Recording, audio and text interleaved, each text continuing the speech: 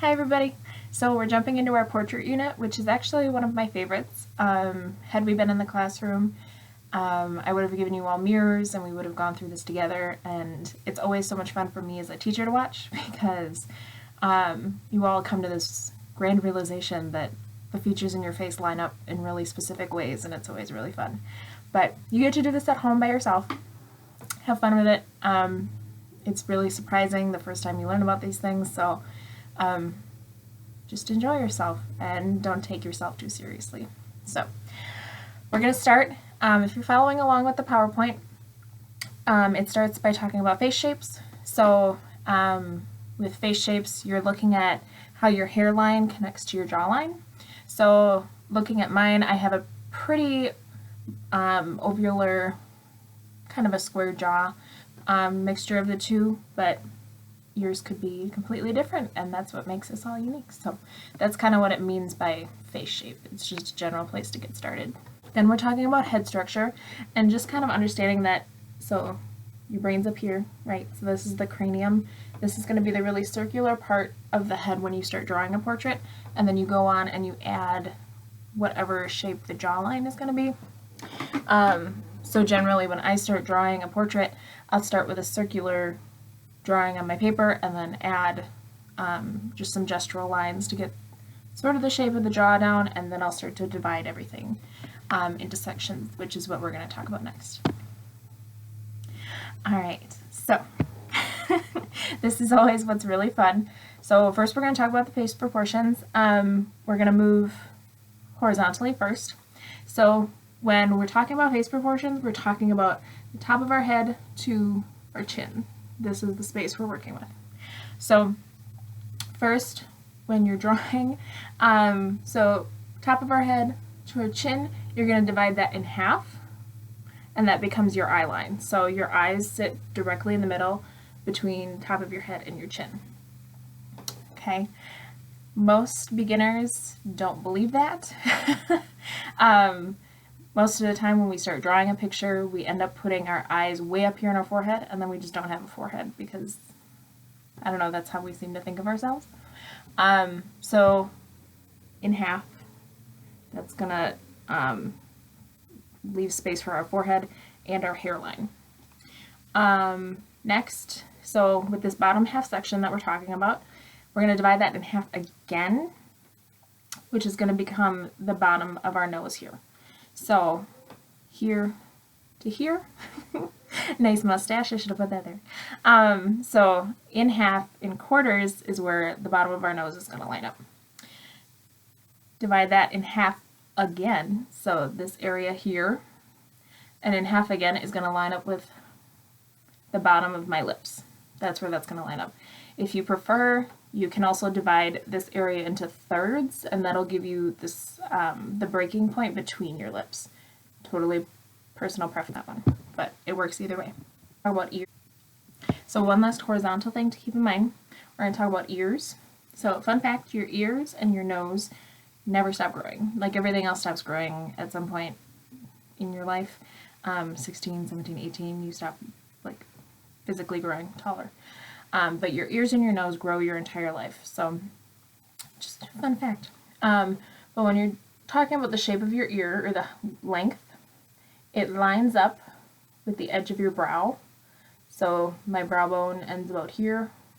That lines up with the top of my ear, and the bottom of my ear comes all the way across, and it lines up with the bottom of my nose.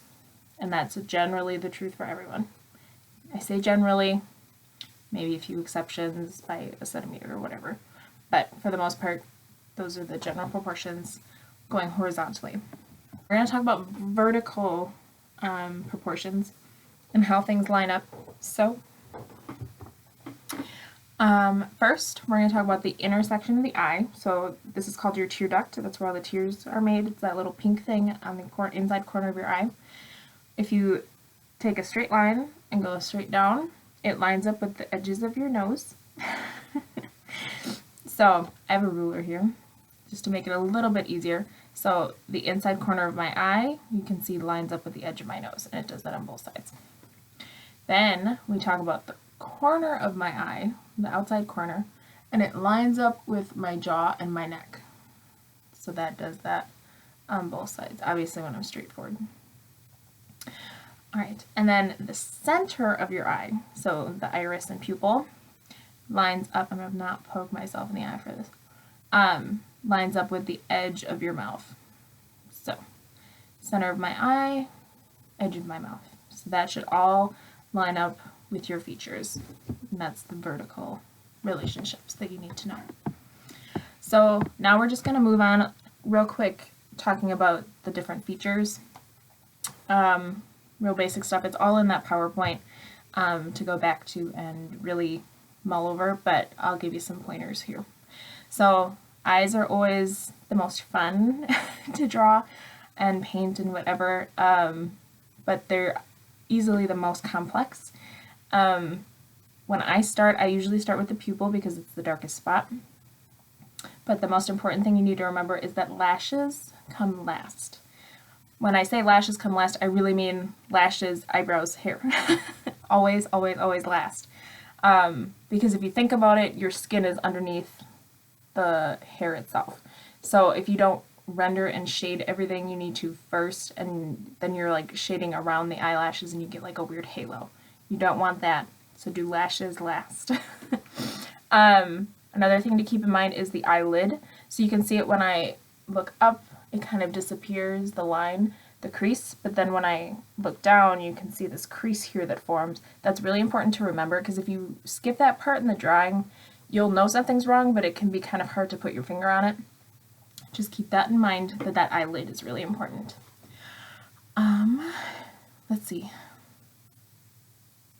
Oh, the other thing is the tear duct. There's two parts to it. I'm not going to get super close to the camera. You can look up a picture later. But there's two small sections to the tear duct, and that's really important as well. Make sure you're capturing the highlight if you see one in the image. All right, so let's move on to our nose. So the nose is going to have the most dramatic highlights and shadows because it sticks out the farthest from our face, so that makes sense. So you can see like right here, I've got like this highlight here going on, and then I've got really dark shadows because of the nostril. It's completely in shadow. So, but really what you need to understand is when you're rendering or shading, there are no hard lines. So, right, this is a smooth transition. It's not like I have a folded piece of paper edge that makes up my nose. It's a smooth transition all the way around.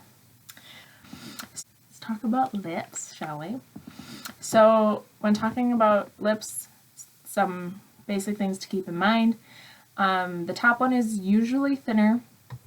Again, it all depends on your genes and whatnot, but for the most part it's usually thinner, and it's almost always darker, not because it's like colored darker or anything like that, but because it's angled out in such a way that it casts a shadow on itself.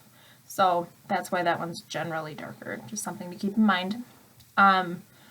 When drawing a portrait, keep in mind if you're going to include teeth, that's fine. It's a great challenge. It adds a ton of expression, but they're not easy. It's definitely tricky because they're really white and bright, and they come with a lot of really weird shadows, and you can get muddy when you're trying to shade them.